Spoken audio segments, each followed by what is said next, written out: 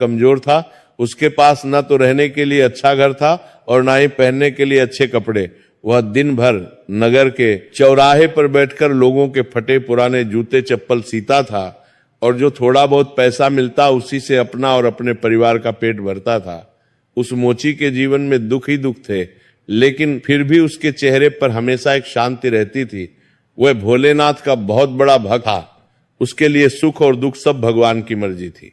शनिवार का दिन था। यह दिन भगवान शिव और शनिदेव दोनों की पूजा के लिए बहुत विशेष माना जाता है। उस गरीब मोची ने सुबह सवेरे उठकर स्नान किया और अपनी झोपड़ी के बाहर एक छोटे से पत्थर को शिवलिंग मानकर उसकी पूजा करने लगा। उसके पास चढ़ाने के लिए न तो दूध था और ना ही कोई मिठाई।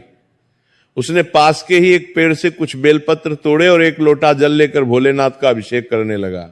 वो अपनी भक्ति में इतना लीन था कि उसे आसपास की दुनिया का कोई होश ही नहीं था।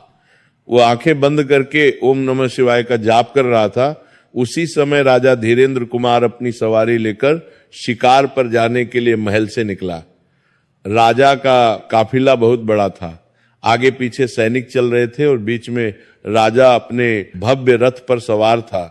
ढोल नगाड़े बज रहे थे और राजा की जय जयकार हो रही थी। राजा का रथ उसी रास्ते से गुजरने वाला था जहां वह गरीब मोची सड़क के किनारे बैठकर पूजा कर रहा था।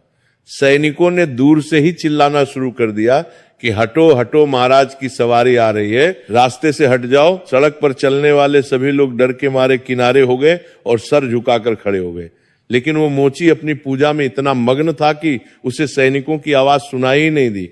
वो वैसे ही आंखें बंद किए बैठा रहा। राजा का रथ करीब आया। जब राजा ने देखा कि एक मामूली सा फटेहाल मोची उसके रास्ते में बैठा है और उसने राजा को देखकर भी अनदेखा कर दिया है, तो राजा का गुस्सा 7वें आसमान पर पहुंच गया। राजा ने अपने सारथी को रथ रोकने का आदेश दिया। रथ रुकते ही राजा धीरेन्द्र गुस्से में नीचे उतरा और तेजी से उस मोची की तरफ बढ़ा।